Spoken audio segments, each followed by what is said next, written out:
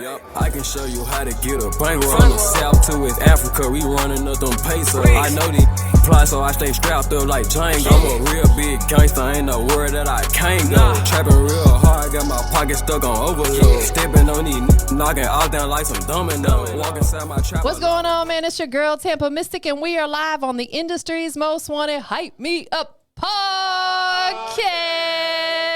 That's what I'm talking about. You know what I'm saying? We having fun around here. But listen, I got a special guest checking in, man. This is somebody that I've been rocking with for a long time. I ain't talking about a week, a month. I'm talking like years. We've been rocking together. Right. He goes by Motherlandboy. What's good, bro? How you doing? Hey, listen, I'm doing great, blessed, highly favored. How you doing? Pretty good, pretty good. Give me some love. You know what I'm saying? Man, it's always a pleasure. You always bring them positive energy, positive vibes, but I got to. It's all about you, bro. So we're just gonna start it out like this. Who is Motherlandboy?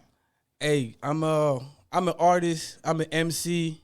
I'm a rapper. I'm an entrepreneur. I'm a businessman. I'm an African man.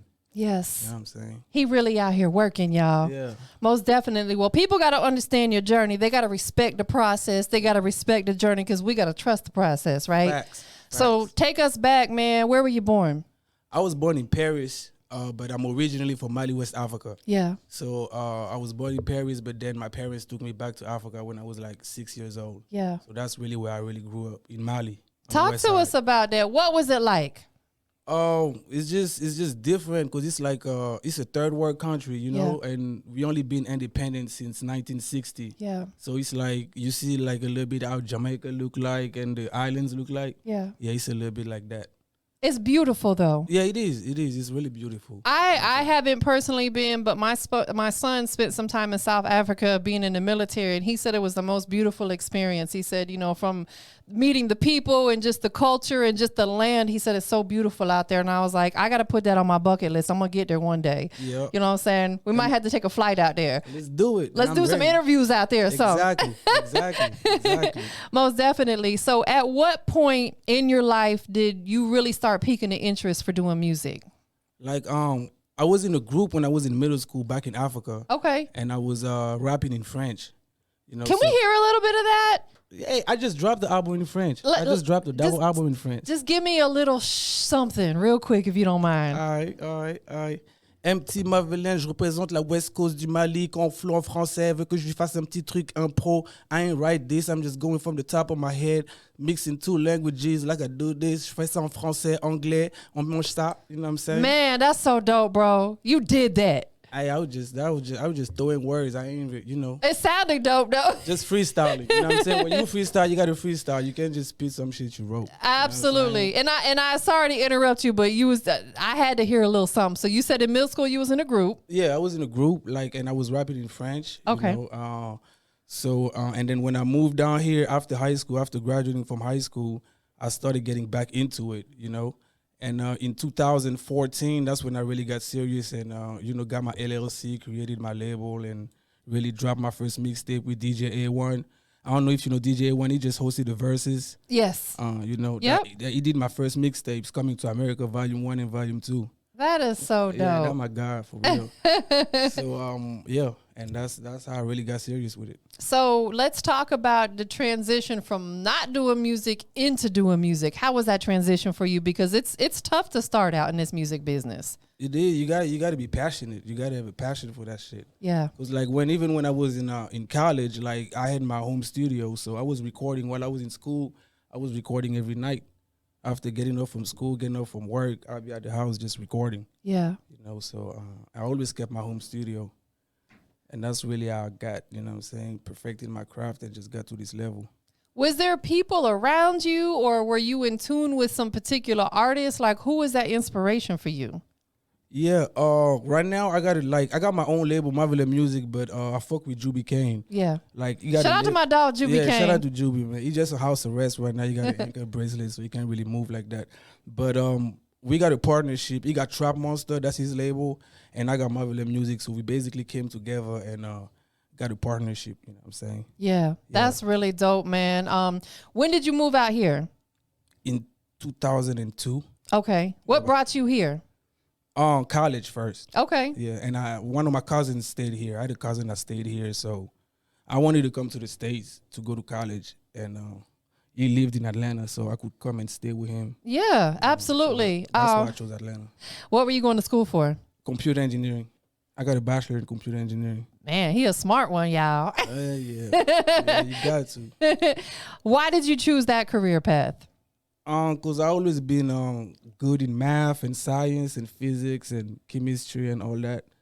So, you know, and I know engineering makes a lot of money, and I know it's the future. Absolutely. You know, so I just wanted to have that knowledge. Even though I'm not even if I'm not actively, you know, working in that field right now, it's like I still can, you know, have business opportunities, and just having that knowledge just helps me. I was gonna ask you that if you're utilizing that, but yeah, just probably the experience and some of the stuff you took from it, you're able to apply to what you're doing right now. Yeah, because I got a consulting company too, so I do consulting on the side, you know.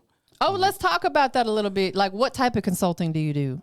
Like, who would be a potential client of yours? Most of my clients are like overseas client, like Africa and Europe. Okay. You know, like people that are starting businesses and stuff like that. Okay. Like I'll do your marketing. I'll put all your social media together, all your YouTube channels, everything. You know what I'm saying? Make sure everything is linked up. Your website. You know what I'm saying? SEO. Make sure you're on top of Google. You know, I work with like I'm a hardware engineer, but I have partners that are software engineer. Yeah. So they do the coding and stuff, and then I do the concept and, you know, putting everything together. Yeah, that's dope. You know, you got to have multiple hustles. Exactly. We can't be out here just doing one thing. Nah, you ain't gonna make it. You ain't never going to make it like that. We got to do multiple things. So, you know, while we're on that subject, let's just dive into that for a minute. I know music is a major passion for you. Yeah. It's something that you're pursuing. You got your label. Yeah. You probably got a lot of people you're working with, but let's set that to the side for just a minute. You know, outside of that, what other things are you actively pursuing or potentially looking to get into? Well, I had a shop called ATL Shop in Mali, West Africa. I just closed it last year.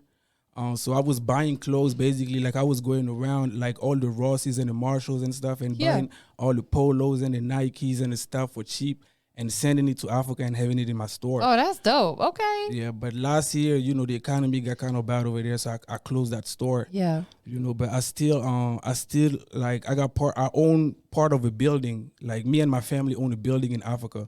So I still have the space where my store used to be. I'm gonna turn it into a little grocery store. That's really dope, man. Yeah. Like, you know, I think out here in life, we got to have different means of income. We got to have multiple streams, multiple hustles, different things.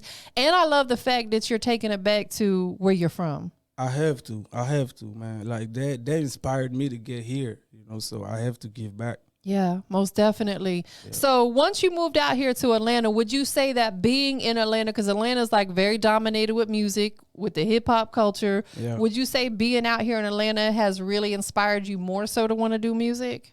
Yeah, facts. Let's talk about that a little bit. What about Atlanta is it that drives you?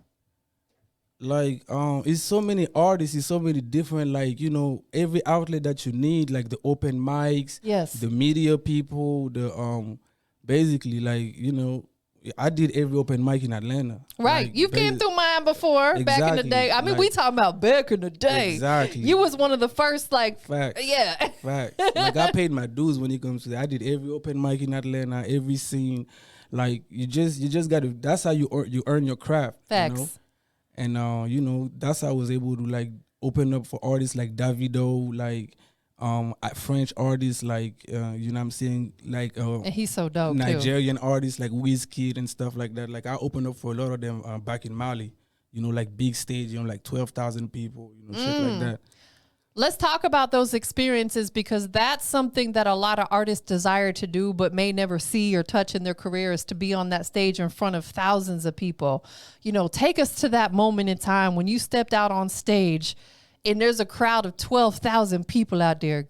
Take us through that experience. It's great. I mean, you know, it just shows you that, like, you know, somebody else, they're coming to see somebody else, but you part of it. So one day, you know what I'm saying, they'll come like that to see you. You know what I'm saying? You just gotta stay grounding and keep working. You know what I'm saying? Everything is a process. You can't have an old building in one day. You gotta lay the bricks every day. No, for real. Absolutely. You know? We have to trust the process. So doing stuff like that, them big shows, you get out there on that stage, you perform, you got a big crowd. What do you learn from those experiences? You gotta earn your craft. You gotta earn your craft. You gotta be comfortable on stage. You know what I'm saying? That's why like I did all the open mics. I always, you know what I'm saying, always worked on my craft, and until this day, like I still like I'll practice, I'll still like rehearse still. Got to. When I do a show, like I'll rather go live on my track than just be playback and just being on top of my lyrics, stuff like that. Like I challenge myself, you know. I'm getting ready to go to Europe, do a show in October, you know, and it's gonna be pretty big because I got a big French artist on it. And then after that, I'm going to Africa to do another show. Man. And I'm coming back here, and you know, I do more shows overseas than here, you know. Yeah. But you know, I'm working on like I do I say I like I want to be international. Like that's my goal. I don't really want to be famous and just like be like. I just want to be like an artist that if you know, you know. If you don't, you don't. Right. You know. Absolutely. Like you said, you're internationally known. You're not just known in this city or that city. It's bigger than that. There's a whole world out there. Exactly. And the type of music that you are producing and putting out has that type of sound. It's very marketable. It's going to catch the attention of people from everywhere. Can we talk about your creative process a little bit? Yeah, I mean, you know, I do different things. I just, like I said, I just dropped a double album in French. Like the entire album is in French, and they're loving it in Paris. Like that's what I'm doing for a show, cause like it's just they're loving it out there. And like since French is my first language, like I always had a demand. Like people were always asking me, like, when are you gonna do something in French? Like when are you gonna do something? Of course. So I vibe off the music. I don't really like write stuff and keep it and stuff. I vibe off the music. So when I go to the studio, I gotta hear the beat. I gotta hear like what the music is about. Then that's how the lyrics gonna come. Absolutely. You have to, at the end of the day, it's a fine line between giving the people what they want, but still keeping it true to you and giving them what you want to give them. Yeah, exactly. You got to go off the vibe. Like I don't tell myself, oh, I got to make a song for the club. I got to make a song for the streets. It just comes. Whatever comes was going to come. And if it don't come, that it means that it's not my lane. Absolutely. So let's talk about, I know you've put a lot of music out and you probably have a lot of unreleased music, right? Yeah. But we'll say specifically with the music that's out there that people can go buy or stream or download, what would be that go-to song if somebody says, man, what's the one song that I can really go to and catch a vibe from Motherlandboy? What would be that one song you would refer them to? My project before the French project, The Words of a Lost Poet, there's a song on it, Not Random. It's kind of like a trap beat. You got a vibe. People liking it. A lot of people love that song. Yeah. That's one. I just dropped a feature with Dolph Artist, Snoopy Bands.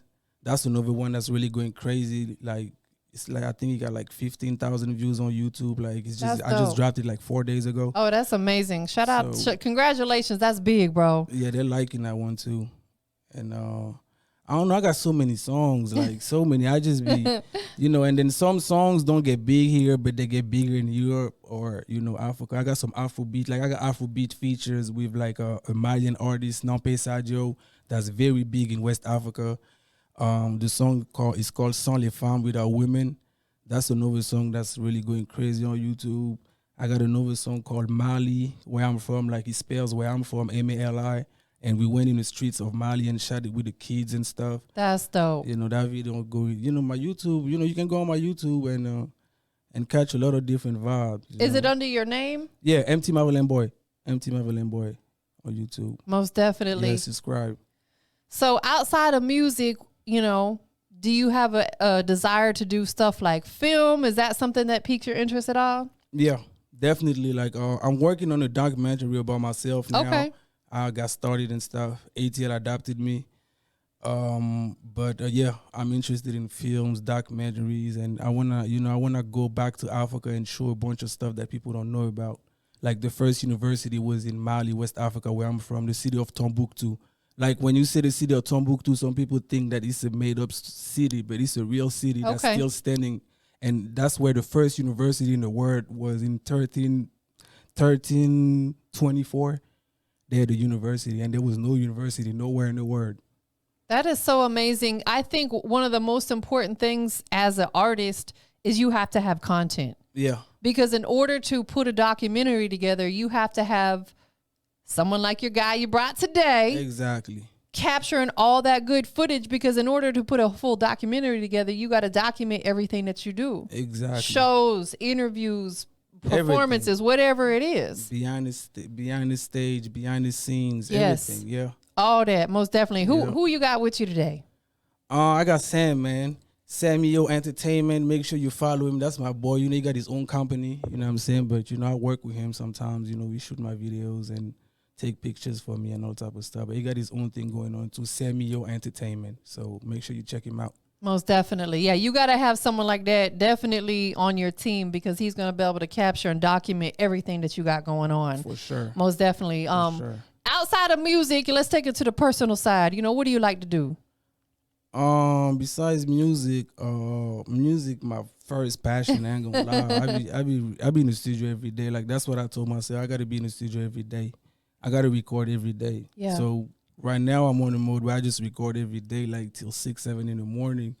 When do you get some rest? Then I sleep till like 1 or 2. Like, you know what I'm saying? Like, You got to get that sleep. yeah, I gotta get that sleep.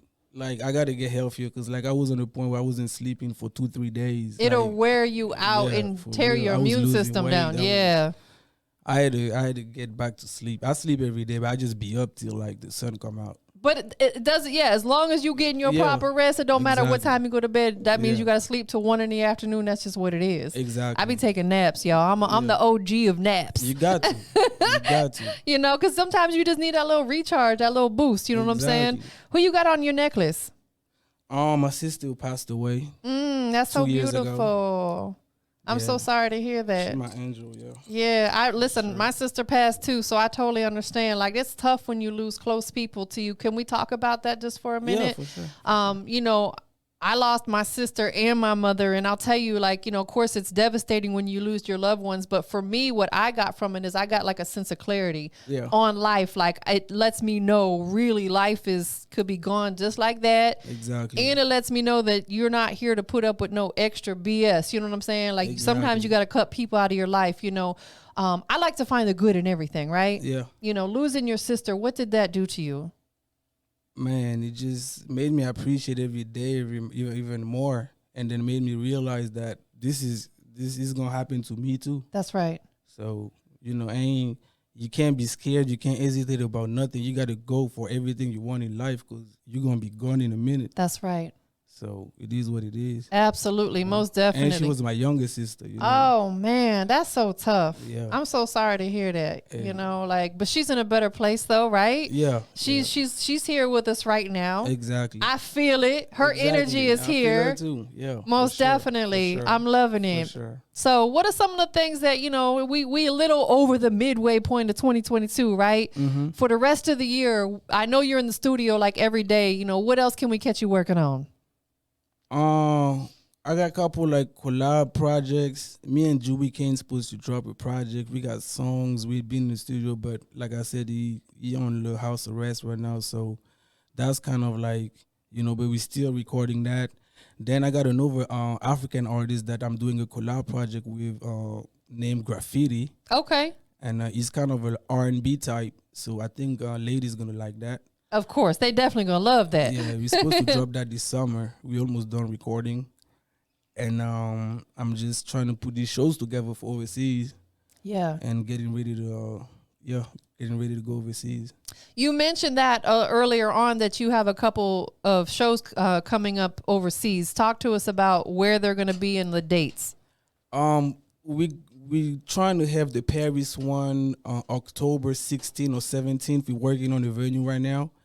And the one in Mali should be the first week of November. Okay. Because I have two artists that are signed to my label that are African artists that are back in Mali. Dope. That do different, like one of them is like do traditional music. Okay. And he's bigger than me. Like his videos got 2 million views on YouTube already, like organically.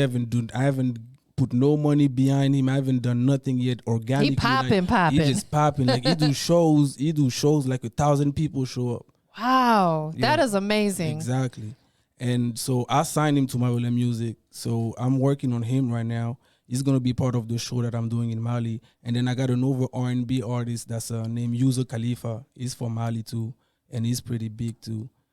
So you know, I got them on my label, and I'm just trying to, you know, make them. They're really big over there, but I'm trying to make them like more international. Like Absolutely. bring them over here, and you know, put them on festivals, and you know, get the bag. Most definitely. When you, obviously with those guys, it kind of speaks for itself on why you wanted to work with them. You know, they're dope artists. They got a vibe. They got a fan base. Understood. Yeah. If you collab with an artist though, you know, talk to us about that, because when you put in work with another artist, like I'm talking like if you feature them on your song, it's got to make sense. They got to want to go just as hard as you. Yeah. They got to want to invest. You know, how do you pick and choose who you want to collab with on your music? I gotta, like, we gotta have a personal relationship. Yeah. Like I gotta, you know, I gotta know you. We gotta, you can't just be like just music. It's not gonna come out right. You know, like I gotta, you know, we gotta meet, we gotta vibe, smoke a blunt, like chill, you know what I'm saying? Get to know each other, and then the music gonna be dope. Let me see that towel. Hold it up for a second. Oh yeah, Motherland music, man. Yeah, hold it up to this camera right here so we can see it. That's dope. Yeah. Oh, that's really nice. Oh yeah. When you gonna bring me one? I got something for you. Where my bag at? Can I get my bag? If I don't mind, I got something for you. I just forgot. I was just teasing you, but I'm with it. You know what I'm saying? I love gifts. I be high smoking. It's okay. Yeah, I brought this for you. Oh, thank you. He brought me some. Listen, I got all kinds of gifts. All three of my guests brought me gifts tonight. Like, see, I stay with a fresh wardrobe because of my guests. That a shirt from the new single with Snoopy Bands. Oh, that's dope. Thank you so you. much. Yep. Love it. Appreciate you. The hats. Yeah, they're Yes. available. The trucker hats available. Yeah, tell us where people can go cop those from. I got a website, Motherlandboy.com, but, you know, hit me on the Instagram, DM me Instagram, and then, you know, place your order however you want to pay, Cash App, whatever works for you, PayPal, and then I'll ship it to you wherever you at. Man, that's really dope. What made you decide to get into selling merch? I think it's a great, great, great hustle. How did you get started doing it? I always did it, you know, either I gave it away or, you know, but I always had merch, you know, even when it wasn't selling like that. I always, like, cause I just learned from, as an artist, you gotta have your own merch, you gotta have your own brand. So Facts. I started with Motherland Music. I started with my own brand. So I always, you know, made shirts, made cups, made different, sometimes I give them away. Sometimes some of them I sell, you know, it all depends on the demand. And you kept it true to yourself as well. Oh yeah, I have to. Like, it's the only way. Like, what else I'm gonna do? I can't be out here trying to be something I'm not, or trying to, you know what I'm saying? Like, you gotta be who you are. Absolutely. What does the MT stand for? My initials. It's So my initials. say no more. You ain't gotta tell them the government. Yeah, you ain't gonna know my government. You know what I'm saying? MT Motherlandboy. You know, Motherlandboy is that speaks for itself. Yeah, I'm just that's from Africa, you know. But definitely. MT, my initials. Everybody call me MT outside, even outside of music. People call me MT. Yeah. What's a place that you haven't been yet to perform that you got on your bucket list? Like, I got to go there at some point in time and bless the stage. Where is that for you? Whether it be a particular location, a city, state, country, where is that? Brazil, South America. Oh. Yeah, I want to go to Brazil, Colombia, all them countries, man. I want to get on that type of festival. I love the fact that you are so outside the box. Like, you think so much bigger. Because that's how you become successful. Exactly. You know, if you have a closed mind or a closed mouth don't get fed, you're never going to make it outside of your city. And some people are cool with being the man or the woman of their city, but you got a bigger vision than that. Exactly, because I ain't even from Atlanta. You know, I live in Atlanta, but Yeah. I ain't from Atlanta, so I can't try to be like an Atlanta artist. People Right. they ain't gonna like it. They ain't gonna. You can, as soon as you hear my voice, you know I'm not from here. So it's like, you know, you just gotta stick to yourself and be yourself and be comfortable with being yourself. That's what people like. It's not just the music. People get to like your music, but people got to like you too. If they like your music and they don't like you, they ain't gonna listen to your music. Bro, let me tell you something. Coming from a female standpoint, he just said a mouthful. That's the biggest facts ever, because nobody at the end of the day wants to be around someone who's got an a-hole attitude. Like, people don't want to deal with someone like that. And like you said, you could have the best music in the world, but if as a person you're a jerk, I ain't supporting your music. I ain't even gonna say no name, but it's a lot of people that I used to listen to that I got to meet, and I don't listen to them no more. Me too. Like, period. Like, just I'm like, nah, I can't listen to you. I have to like sing like this is what you about. Yeah, because their vibe is just terrible. They got bad energy. They arrogant. Exactly. Nobody wants to deal with someone like that. What is keeping MT Motherlandboy so humble? God. Yeah. Faith, God. You gotta know that you're human. You gotta know that you're the only one that got power. Yeah. You nothing really. Right. Absolutely. We don't receive our blessings from no man. We receive them from God. So that's why you have to do right by people, because he's not going to bless you if you're not doing right by people or yourself. Exactly. Every action got a reaction. So. Absolutely, man. I know you got these shows coming up. Anything else you got in the works, that you can let us know about? Hey, more music, more videos, more visuals. I'm dropping visuals like almost every year, you know what I'm saying? Every month, at least every month I got a new visual. Got to. Whether it's for my French project or my American projects, I be dropping visuals. I just dropped the deluxe too for my The Words of the Lost Poet album.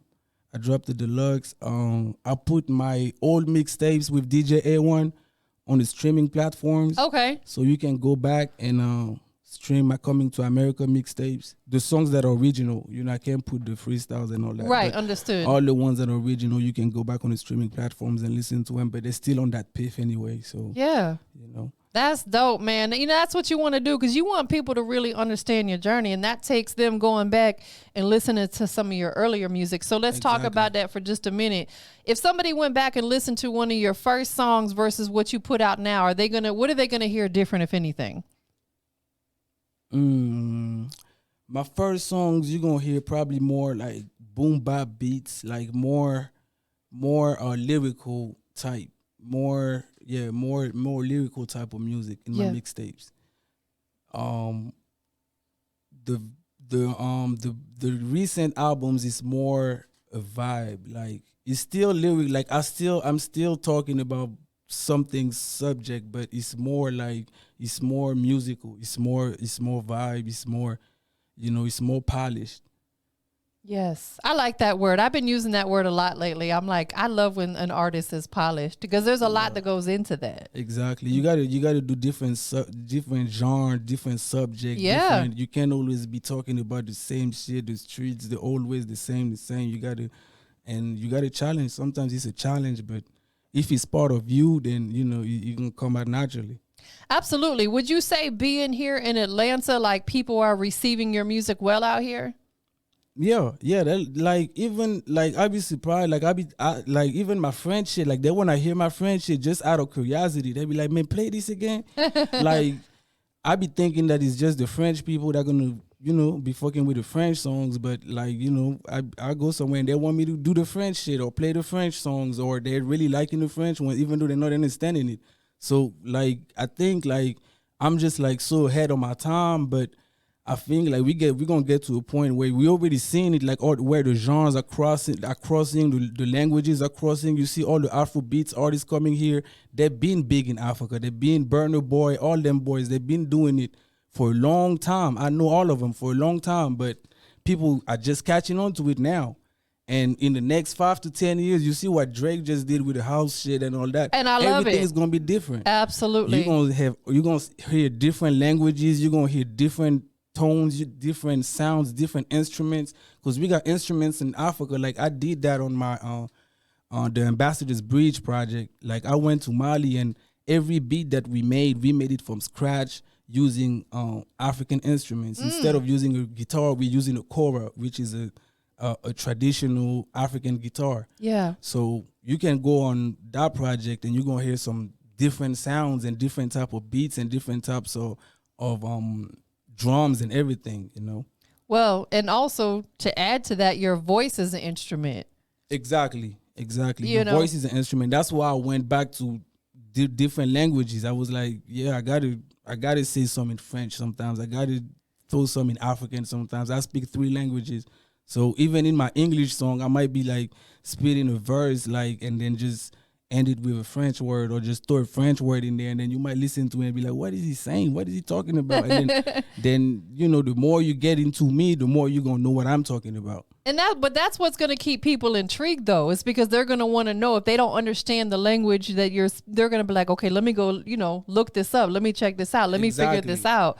Have you thought about, potentially doing any kind of voiceover work because of the fact that you've got such a dope voice and you speak multiple languages? Have you thought about voiceover work, voice acting? Yeah, I thought about that, even movies and all type of shit. Like a lot of people telling me like you should try to do, trying to be in a movie or trying to, they might need somebody to speak French. They might like your accent. They might, I'm open to every opportunity. I just learned to instead of chasing stuff, you got to attract it. That's right. So it's like I just work and just try to attract what's for me instead of just versus try to chase everything, So if it comes to me, I'm definitely with it. Any opportunity, like let's work, let's make it happen. Absolutely. And I want to learn, different lanes and different things. So for the people who are, supporting you, whether they be friends, family, fans, what do you want to say to those people right now that are supporting the movement? Man, it's all about y'all, man. It's like I want to give a voice to you know what I'm saying? It's so many young, first off, if you black, you from Africa, you got to know that. Yeah. One thing I can tell you is go check your DNA just to know where you from. That's right. Even me, I thought I was from Mali. I thought I was 100% from Mali. I'm 20, almost 30% from Senegal, which is where Akon from. Okay. Because Mali and Senegal used to be the same country, So I got siblings over there I didn't even know. Yeah, you got to know your heritage. Exactly. So it's we so African people, we so diverse. In Mali alone, my country alone, we speak 1,000 different languages. I love it. And then it's so many different tribes and different, but it's I was at a dealership one time and there was a dude sitting all across his office and he came to me and he told me my tribe. He was like, "Are you Fulani?" Just because he know that, Right. And I was like, that shit blew me. I was like, how do you know? He was like, just looked at you. I already knew. He was like, I just knew. You had the look, the sound. I ain't even talk to him. I was sitting in the office and he was in the Oval Office and he saw my profile. Wow. Because once you get to learn Africa, you're going to know the East Side people, people on the East Side look Ethiopian Nipsey Hussle. Right, understood. Yep. The East Side, Ethiopia, Eritrea, everybody from that side look a little bit like that. People from the West Side, Senegal, look a little bit like Akon, dark skin. Yeah. With, you see what I'm saying? The Upper West Side, they look a little bit like me. So it's you start to understand. Once you know the geography and everything, you can recognize people. Yes. So as African American, if you don't know your roots and you don't, it's gonna open up a part of your mind that you ain't even know. Yeah, it can blow you away. Exactly. Yeah. And you get to tap in with people they be trying to act like all Africans don't like African. It's a lie. It's the biggest lie in the world. It's just because they don't want you to connect. They love every African American I ever took with me to Africa. He loved it. Everybody embraced him. You're gonna be fucking surprised. My bad. Everybody's so nice. I got caught. I got so passionate. But everybody's so nice and open and welcoming. You know? So get to know your roots and I promise you it's going to change your life. Man, that is amazing. So listen, I appreciate you taking some time being here. Like I said, this isn't our first time. It's definitely not going to be our last time. For people that are tuned in, that catch this interview, what's the current single that's out right now? I know you got a lot of music out, but what's the most recent record that you released that they can go check out? The new one with Snoopy Bands, Young Dolph artist. Long live Dolph, man. Long live Dolph. He really hurt me. Yes. What happened to him for real. Yeah, like I said, so I got a song called I Can Show You with Snoopy Bands, and we dropped the video 4 days ago, and that's the latest one. We was in the studio, we caught a vibe, and we did a song, and I just dropped it the next day. I ain't even, so I had other things planned, but that just came by just because, we just met and, caught a vibe and stuff in the studio. Most definitely. And we're definitely in a content era. We're in an era now as an artist, whether you're independent or major, you can put content out all the time. Exactly. You know, Exactly. and you should be dropping something once a month at this point. Big facts. Because in order to stay in the algorithms of Spotify and stuff like that, because as an independent artist, when you put a song out, about the first 3 to 4 weeks is when you're getting the most traction on it. Exactly. After that, it's going to start to dive down a little bit because there's so many artists out there. When it starts to dive down, that's when you got to put the next record out. Not to say you don't stop pushing this one, but you got to keep yourself in those algorithms by continuously putting music out. Exactly. And then the bigger you get, the more opportunities. Like I passed like 1,000 subscribers on YouTube, so I was able to get the partnership. Like Monetize. I know that's right. So, like, let go. The money just got different. Like 1,000 views now. It's like, I'm like, damn, like this how much money I can make off YouTube. Hey. Like it's crazy now. So it just opened up my mind on another level. Like I told you, I got artists that are bigger than me. So now I put their videos on my channel. Like, you know, we gonna make more money than just, you know what I'm saying? So it's like you gotta network with people. You can't just be about you, you know. He's telling y'all some straight facts. Listen to what he's saying. As an artist, the first platform that you guys should be focusing on is your YouTube. Because it's so universal. You don't need an app to watch it. You can stream it from the internet. You can watch it on your TV. You can monetize it. Like, y'all need to be focusing on your YouTube. So I'm glad that you pointed that out, because you really, like, if you focusing on your Spotify and stuff, that's cool. But you know how many billions of streams y'all got to get to see any kind of check? Exactly. Like the Spotify money is not that. No. The YouTube money is it's real. where it's at. Yeah. Really, Since my YouTube got monetized, I'm like, run me my money. I bet. Yeah. Big facts, man. Well, listen, I appreciate you being here. Where do you got coming up next? You got any events or any shows like locally that you got in the works? Yeah, I just did. I had a release party last week at Club Traffic. Okay. For I can show you. So I got more events coming regarding that. I'm trying to do some with Snoopy, but he on the West Coast right now. So yeah, you know, I'm trying. Timing is everything. Exactly. So I'm trying to do something with him. You know, getting booked in a club here, and then, you know, we together perform the song and stuff like that. So I'm working on something like that. So just stay tuned and, you know, follow me on Instagram, Motherlandboy. I post everything that I got going on. I post it on my Instagram. I got a website, motherlandboy.com. If you just want to go deep into everything, but the day-to-day is like Instagram, basically. Yeah, so make sure you guys follow him, keep up with him on all his social media. Yep. I know you got a lot of people that are supporting the movement. Who you want to shout out to? Hey, man, shout out to Trap Monster, Juby Kane. Shout out to all my Ox, man, all my Free Rallo, man, all my Muslim family, my my Fam Goon family, my artists, my user Khalifa. You know what I'm saying?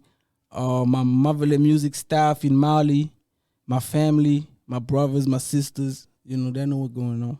Big facts, man. Last but not least, we are live on the Industry's Most Wanted podcast, right? Yep. So right now, you got to let the whole world know what makes MT Motherlandboy the Industry's Most Wanted.